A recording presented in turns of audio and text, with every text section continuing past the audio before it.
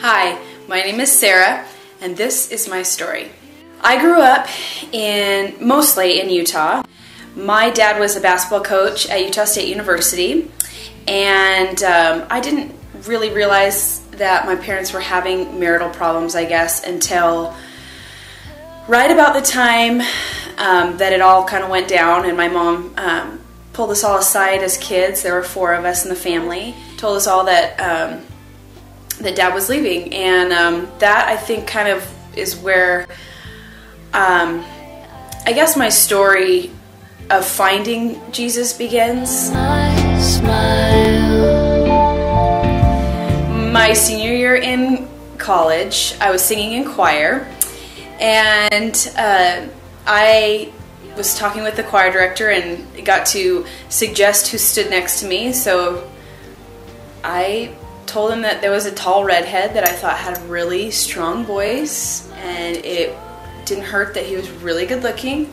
And I said that would probably be the best choice, I think. About 2 years later, he asked me to marry him, and I said, yeah. After Ryan joined our family, we had our first baby girl. Andy and I, we got pregnant again.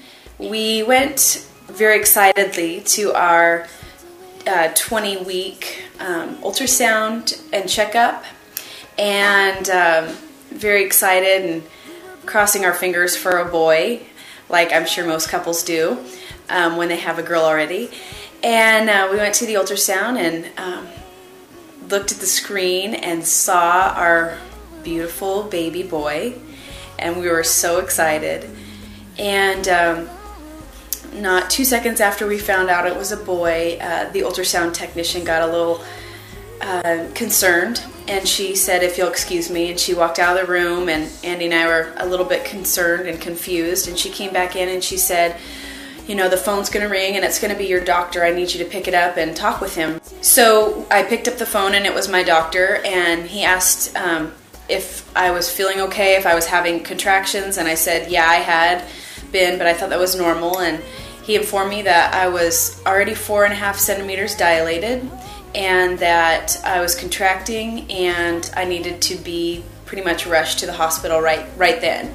My perinatologist, Charcy, she asked if I was doing okay and did another ultrasound, and that's when she told me that my little baby boy inside of me was trying to come out early, and looks like he was kind of succeeding, and unless we intervened, he would be born and it would be too early and we were going to lose him. The fear started to overwhelm both of us, and knowing that this life inside of us might not live. He ended up staying in for about a month. We were in the hospital for a month, and so it was the first time in a month that Andy had left my side.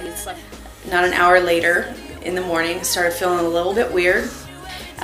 So she started the amniocentesis, and she came in after the results came back, and she said, you need to call Andy right now, and he needs to come home. We're going to need to induce labor right now. So at that point, my little guy, we had named him, and we named him Isaac. Because of the Isaac of the Bible, Abraham sacrificed his son Isaac. He gave him up to God and said, God, you know, this is your child, and that's pretty much what we did with our Isaac.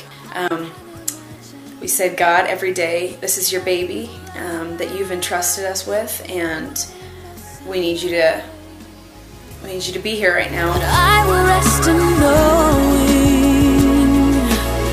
heaven is your home. For those 3 hours, we got to hold him and love on him, and I think that having Isaac has made me a stronger woman.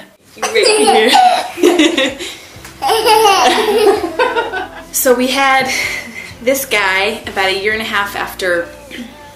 after Isaac. He came and he was healthy. That's right. And obviously is the best thing ever. Constantly reminded that he's a gift and that our time with our kids is a gift. Your eyes